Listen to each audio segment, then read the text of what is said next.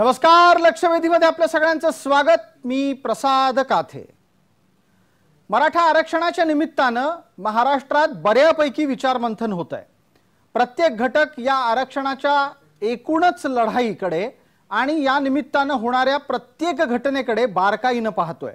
म्हणूनच गेले कित्येक दिवस आम्ही सातत्यानं या विषयाच्या अनुरूप प्रत्येक मुद्द्यावर सविस्तर चर्चा घडवत आहोत। या चर्चेच्या मागचा हेतू हा कोणालाही बदनाम करण्याचा नाही, मात्र जे कोणी काहीही दावे करत असतील तर त्या प्रत्येक दाव्याला कायदेशीर कसोटीवर तपासण्याचा आहे। ताज्या घडामोडींमध्ये मराठ्यांचं आरक्षण आणि त्याही पेक्षा ते देण्याच्या आधी मराठ्यांचं सर्वेक्षण हा मुद्दा चर्चेला आलाय।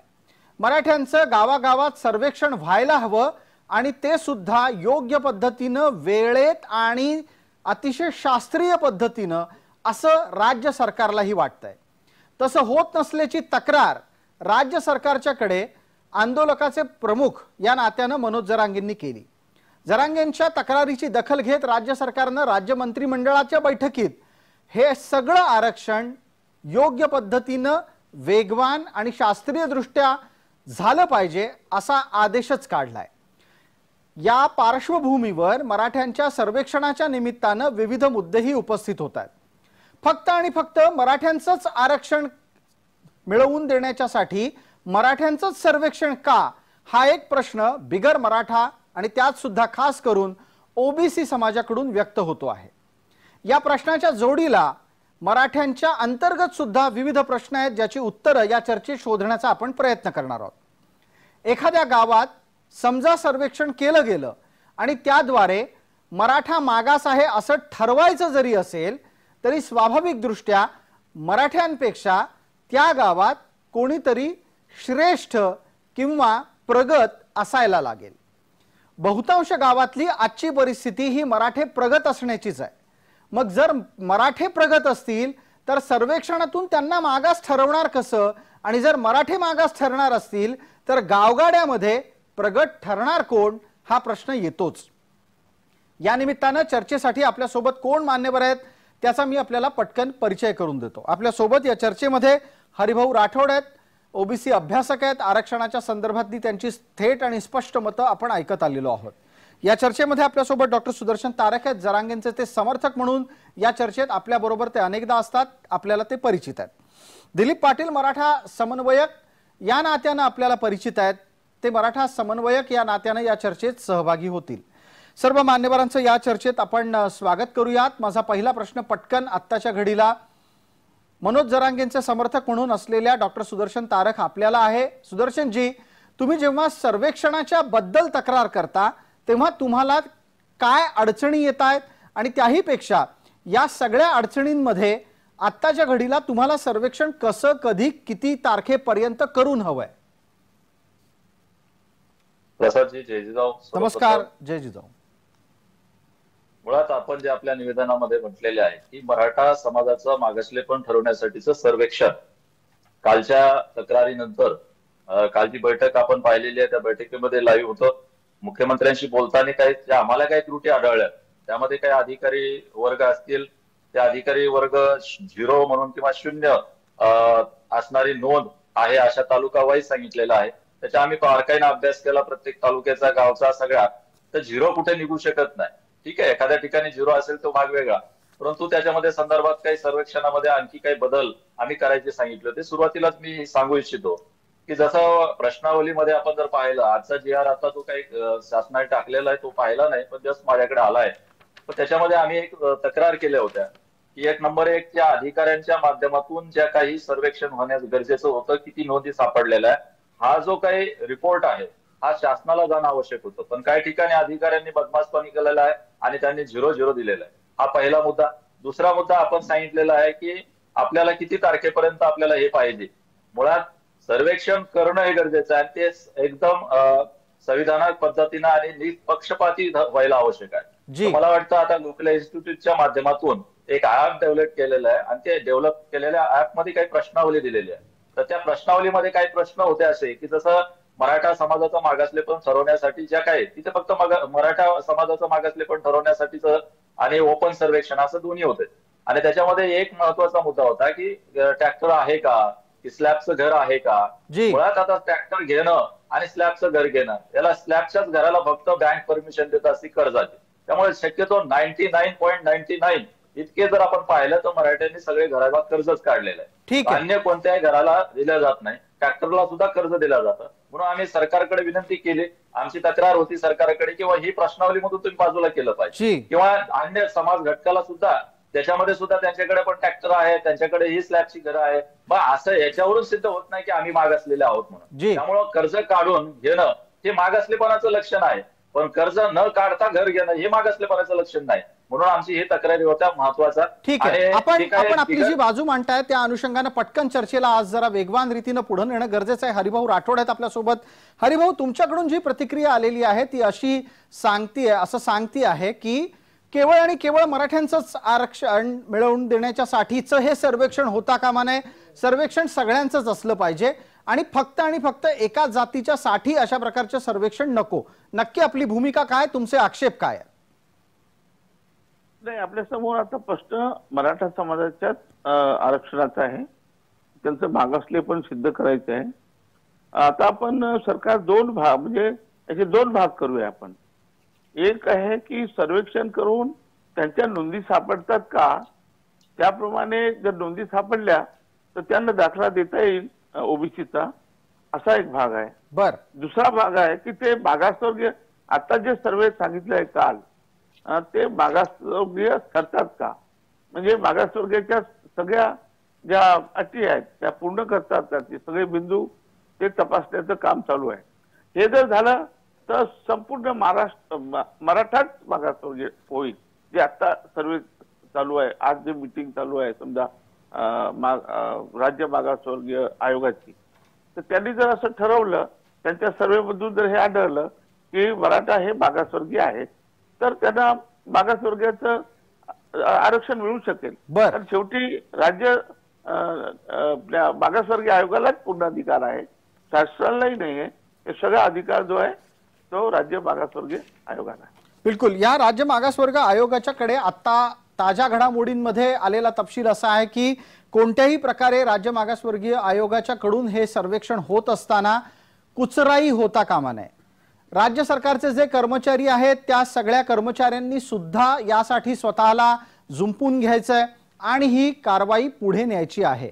हरिभाऊ, मला आपल्याला एक आणखीन प्रश्न विचारायचा आहे, त्यानंतर मी दिलीप पाटील यांच्यापर्यंत पोहोचेन.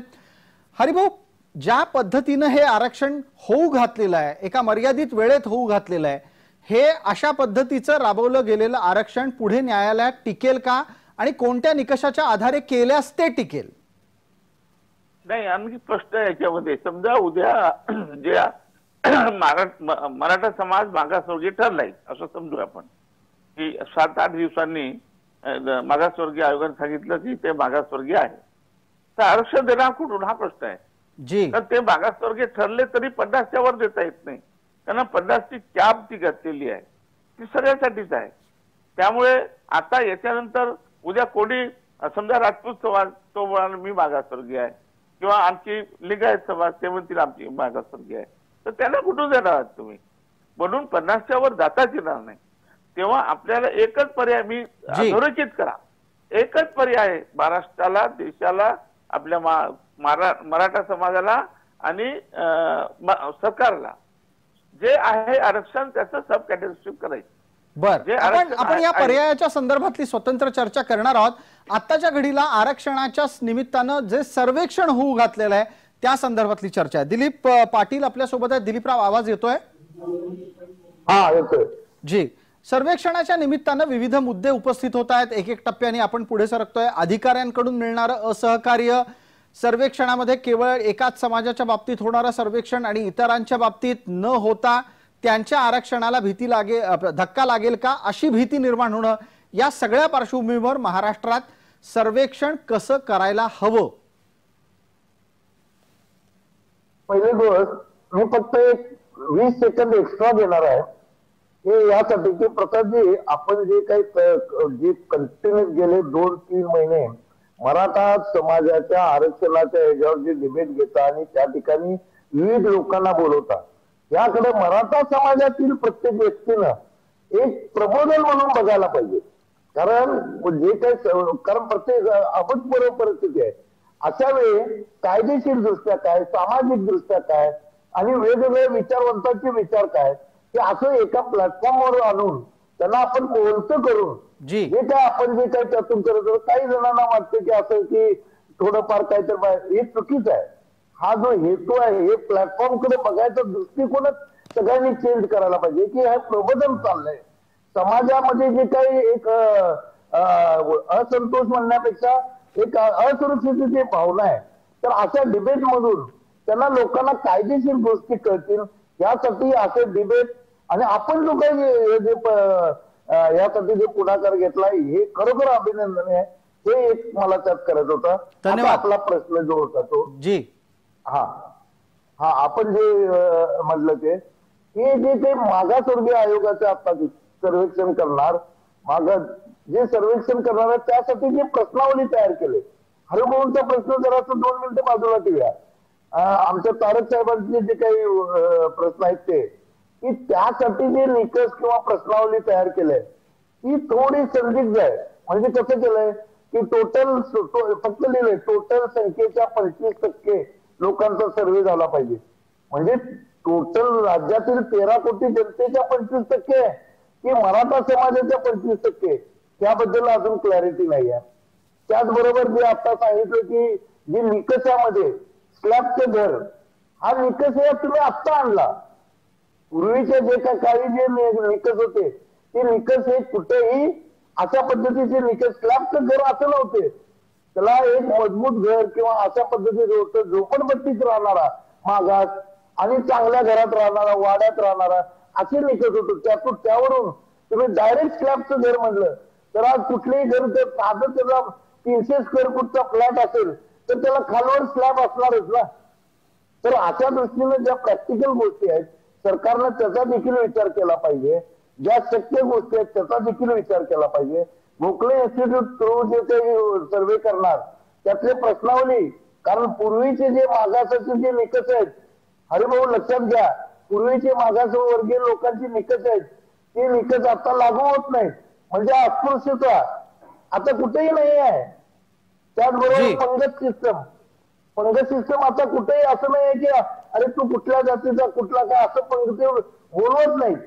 इव्हन पाणवट्याचं गोष्ट होती पूर्वीच्या मागासवर्गीय आयोगाच्या सर्व्हे मध्ये तर पाणवट्याची गोष्ट आता पाणवटे राहिलेच नाही. प्रत्येकाच्या घरात न येतो पाणी येतं किंवा सार्वजनिक न असतो. तर ह्या ज्या गोष्टी ज्या आहेत त्या ट्रेडिशनल आहेत त्या प्रॅक्टिकल गोष्टी आणायला पाहिजेत की जेणेकरून खरोखर तो सामाजिक दृष्ट्या मागास आहे का आणि खरोखर तो आर्थिक दृष्ट्या मागास आहे का किंवा शैक्षणिक दृष्ट्या मागास आहे का. तर प्रश्नावली जी आहे ती क्लॅरिटी पाहिजे आणि लोकांना जी आपण दिलीपराव जे सांगता आहात त्या अनुषंगानं चर्चेला पुढे नेऊच पण त्यातला एक मुद्दा मला तुम्हाला आणि त्याचबरोबर इतरही मान्यवरांना विचारायचा आहे. पण मी आधी संधी पटकन हरिभाऊंना देतो. हरिभाऊ आपण आरक्षण अभ्यासक म्हणून गेले कित्येक वेळेला आणि अनेक दिवस आमच्या चर्चेत येत असता. मला एका गोष्टीचा पटकन खुलासा करा. मराठ्यांचं मागासले पण ठरवत असताना सामाजिक दृष्ट्या ते मागास आहेत की नाही हे कसं ठरवलं जाणार आणि आतापर्यंतच्या ज्या जाती व्यवस्थेच्या अनुसार असलेलं मराठ्यांचं स्थान अबाधित राखत त्यांना मागास ठरवलं जाईल का हरिभाऊ? बघा परिस्थिती बदललेली आहे. तुम्हाला वाटतं तसं काही नाहीये. काही थोडेफार लोक बोटावर मोजण्याइतके लोक खासदार आमदार झाले म्हणजे सगळा समाज सुधारत नाही आणि अजूनही गरिबी आहे म्हणून तर एवढा मोर्चा आपण दिसतो ना. त्यांची गरिबी त्यांचा मागासलेपणा तर याच्यातच आहे. मी तेच सांगतो की मी जेव्हा हे बोलतो की आपण विचार मंथन करतो तर फारसे लोक पुढे येतच नाही मराठा समाजाचे बोलायला. काय कोणाला घाबरतात माहित नाही. म्हणजे ते मागासलेले आहेत हे सिद्ध होतं. हे त्यांचा आता बघा तुम्ही एवढा वैचारिक पद्धतीने रोज मांडता पण तुम्हाला सुद्धा त्यांनी वेगळ्या पद्धतीने ट्रीटमेंट करतात देतात की आपला प्रसाद काते काहीतरी विरोधातच बोलतो असं तुम्ही मला दिसलं नाही कधी विरोधात बोलताना. तुमच्यासारखा अँकर मी बघितला एवढा विद्वान अँकर मी नेहमीच तुमच्या तोंडावर म्हणून सांगत नाहीये. तुम्ही ज्या पद्धतीने मांडणी करता ते कोणाची बाजू न घेता परंतु काही लोकांना वाटतं की प्रसाद काते मुद्दामच काय लोकांना भडकवण्यासाठी किंवा बिलकुल नाही आहे. तुम्ही जे ज्या पद्धतीने हा कार्यक्रम पेश करता, मागे आम्ही बघितलं मागासवर्गीय स्थानिक स्वराज्य संस्थेचं आरक्षण केलं तेव्हा तुम्ही सातत्याने हा प्रश्न मांडला. इतरांपेक्षा तुम्ही कितीतरी पटीने पुढे होता. आजही मराठा आरक्षणासाठी तुम्ही खूप पुढे आहात. धन्यवाद. जी, आपले आभार. आणि हे आमचं कर्तव्य समजतो की एखाद्या ज्वलंत विषयाला सर्व बाजूंनी पत्रकारांनी भिडलं पाहिजे. त्याच्या प्रत्येक अँगलकडे अर्थात त्या विषयाच्या प्रत्येक पैलूकडे पाहिलं पाहिजे, त्याची चर्चा झाली पाहिजे आणि त्याचे सर्व प्रकारचे निकष तपासून त्याच्या अंतर्गत समाजापर्यंत एका विषयाच्या साठी भूमिका का मांडली जाते याचं उत्तर देण्याचा आमचा प्रयत्न आहे.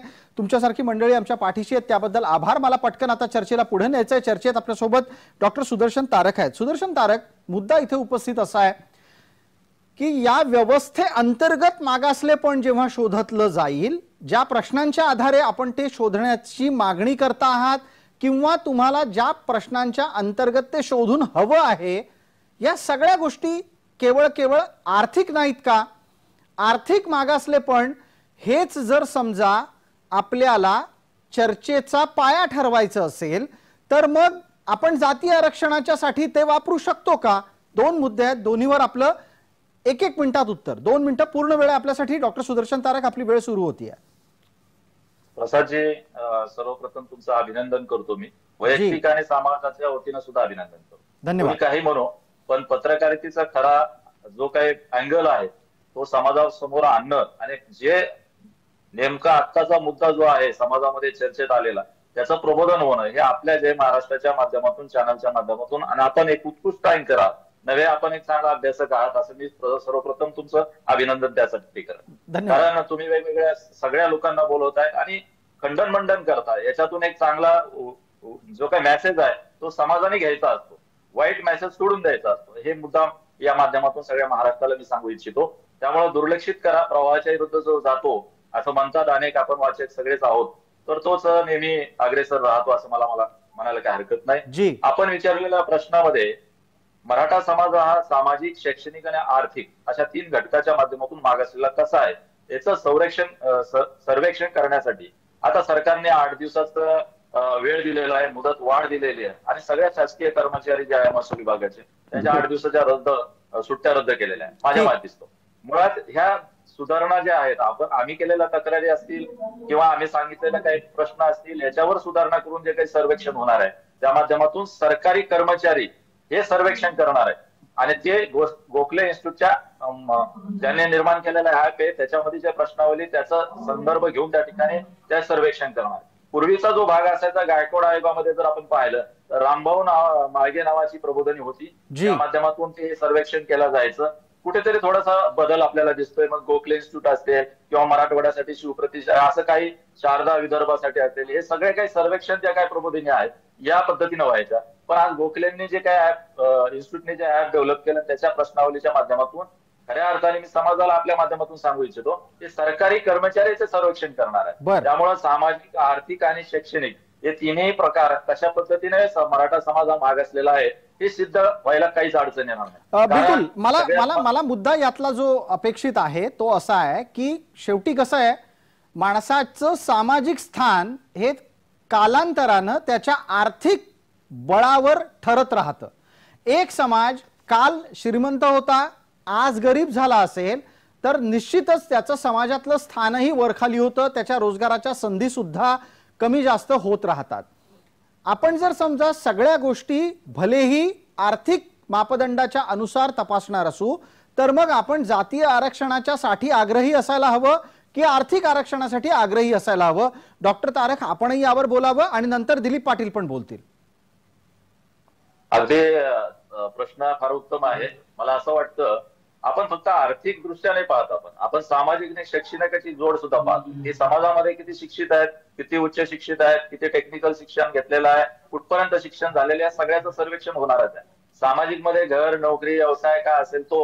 शेतीचं जर आपण पाहिलं, आर्थिक उत्पन्नाचे 2 स्रोत असतात, एक नोकरी आणि दुसरे शेती आणि व्यवसाय. त्याच्यामध्ये आज जर पाहिलं तर मराठा समाजाचा जो काही पूर्वीचा असायचा स्वातंत्र्याच्या आधीचा, 67च्या आधीचा जमिनीचं प्रमाण आणि आपल्या असणाऱ्या दरडोई उत्पन्न याच्यामध्ये फरक होता. आज जो आहे तो सुद्धा आज फरक झालेला आहे. त्यामुळं 500 एकरवर असणारा, 300 एकरवर असणारा, 50 एकरवर असणारा आज गुंठार येऊन आमचा समाज आलेला आहे. तर याचं सुद्धा हे सर्वेक्षण अपडेट जे आहे ते सतत झालं पाहिजे. त्याच्यामुळे समाजाचा कोणत्याही असो त्या समाजाचं किती आर्थिक, सामाजिक आणि शैक्षणिक आहे तो मागासलेला, हे सगळ्याच समाजाचं सर्वेक्षण झालं पाहिजे असं माझं या माध्यमातून मत आहे. आपण ही एक फार आणि वेगळी भूमिका थेटपणे मांडलीत की केवळ आणि केवळ मराठ्यांचं आरक्षण होऊ नये, माफ करा, मराठ्यांचं सर्वेक्षण होऊ नये, सर्वेक्षण सगळ्यांचं झालं पाहिजे. आपण ही एक थेट आणि स्पष्ट भूमिका सुदर्शन तारकजी मांडलीत. तुम्हाला अजून काही बोलायचंय असं दिसतंय? मी 10 सेकंद देईन, मला दिलीप पाटलांकडे पुढच्या प्रश्नाच्या निमित्तानं पोहोचायचंय.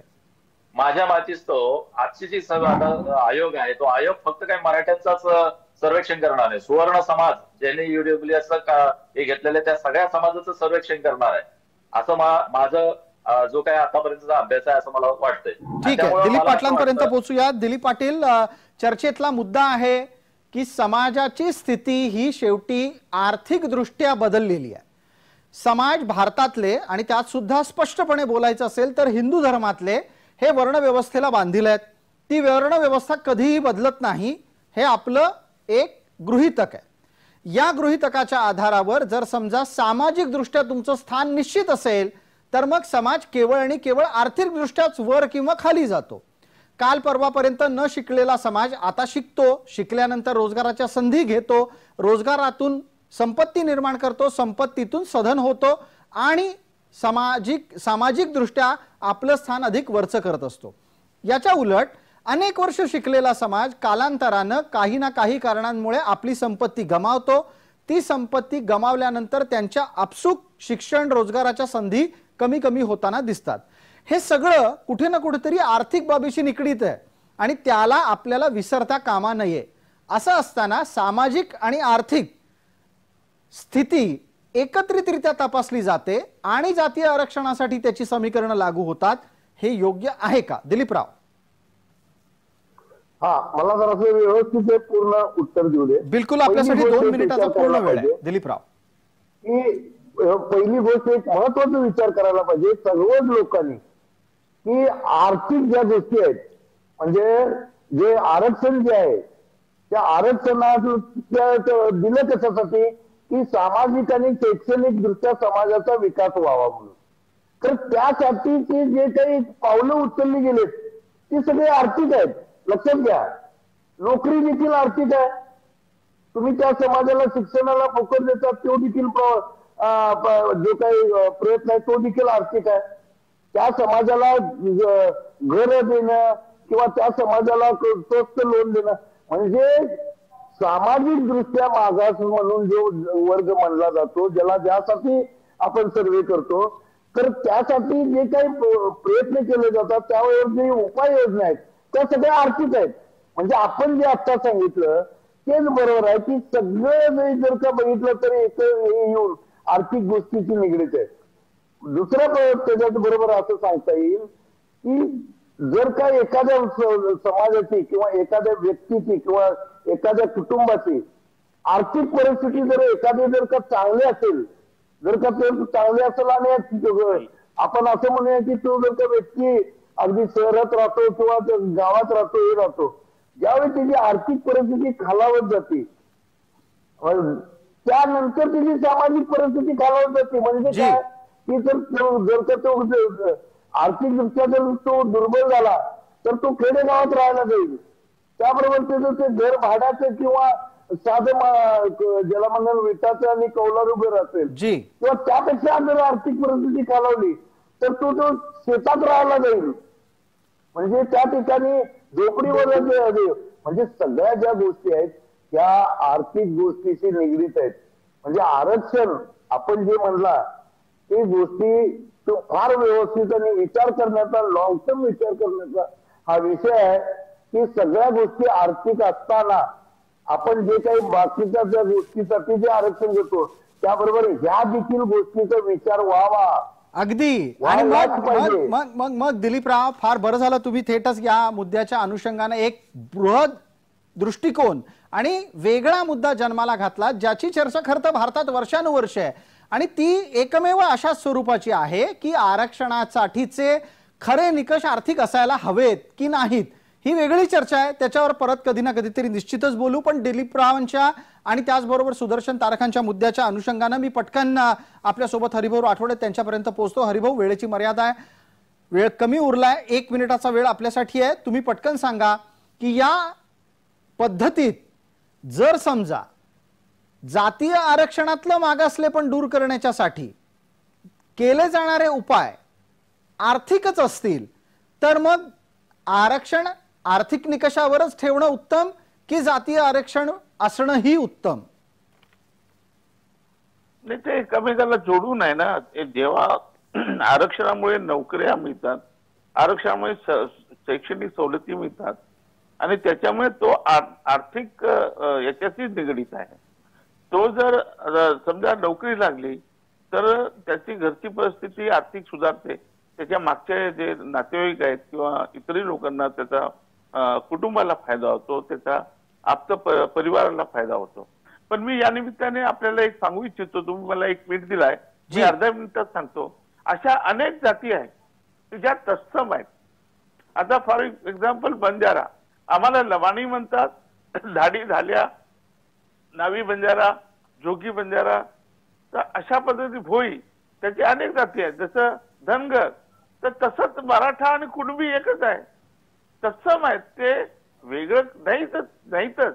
त्यामुळे ते तसेच तत्सम म्हणजे सिनोनिमसचा अर्थ असा होतो ते तसेच, त्याच्यासारखेच आणि तेच. त्याच्यामुळे खरं म्हणजे आपल्याकडे कुणबी मराठा हा एकच असल्यासारखा आहे. याच्या बाबतीत निश्चितच राज्य मागासवर्गीय आयोगाने याचा सुद्धा अहवाल देण्यात यावा की ते एकच आहेत की किंवा कसे. मराठा आणि कुणबी हे तत्सम आहेत किंवा कसे, याचा सुद्धा या अहवालामध्ये उल्लेख व्हावा. बिलकुल. या मुद्द्यावर आतापर्यंत आपण अनेकदा चर्चा केली, अनेकदा वादही घडले. दिलीपरावांचं या संदर्भातलं 30 सेकंदातलं मत घेणं गरजेचं आहे, कारण जो दावा आपण करता आहात तो दावा सातत्यानं जरांगे पण करतायत. दिलीपराव, पटकन सांगा, सगळे मराठे कुणबी आहेतच हा दावा जरांगेही करतायत, आता हरिभाऊंनी पण मांडलाय आणि महत्वाचं म्हणजे हरिभाऊ अशी मागणी करतायत की राज्य मागासवर्ग आयोगानं यावरही प्रकाश टाकावा आणि एकदा काय तो विषय मिटवून टाकावा की सगळे मराठे कुणबी आहेत की नाहीत. दिलीपराव, 30 सेकंदात पटकन उत्तर द्या. एक सिंपल त्याला उत्तर आहे. जर सगळे मराठा कुणबी आहेत तर सुप्रीम कोर्टाने जे काय आरक्षण मराठा म्हणून जे पेटाळलं तेच आरक्षण तुम्ही कुणबी म्हणून फिरवताना सुप्रीम कोर्टात टिकल का? सिंपल प्रश्न, लक्षात घ्या. मग जर काही मराठा आणि कुणबी एकच आहेत तर सगळ्यांना कुणबी म्हणल्यापेक्षा सगळ्यांना मराठा म्हणा ना.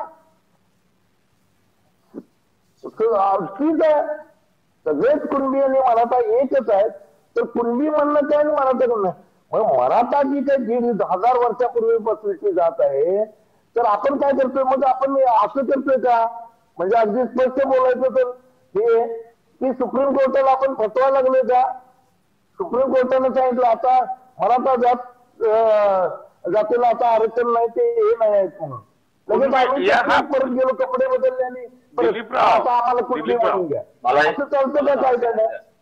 तर विचार करण्यासारखी गोष्ट आहे की सर्व जे कुणबी ज्यांच्या सर्टिफिकेट मिळतात त्यांना सगळ्यांना कुणबी सर्टिफिकेट मिळायला पाहिजे, कारण त्यांची गरज आहे. ठीक आहे. आज जे काही 65 लाख 70 लाख 80 लाख सगळ्यांना ते मिळायला पाहिजेत आणि ते सर्टिफिकेट मिळाल्यानंतर आमची मागणी असं आहे की त्यानंतर जे काही राहतात की ज्यांना सर्टिफिकेट मिळत नाहीत, ज्यांच्या कुणबी नोंदणी नाहीत, त्यांना मराठा म्हणून तुम्ही आरक्षण द्या. ठीक आहे, एवढंच माहिती. दिलीपराव याच्यावर सुदर्शन तारक यांनाही बोलायचं आहे. सुदर्शनजी, वेळ मर्यादित आहे, पटकन 30 सेकंदातच बोला. राठोड साहेबांशी आणि दिलीपरावशी मी एकमत आहे माझं, कारण 1881 ला जे काही रेकॉर्ड आपण पाहिलंय की मराठवाड्यामध्ये आणि महाराष्ट्रामध्ये तमाम सर्व कुणबी होते आणि कुणबी आहेत.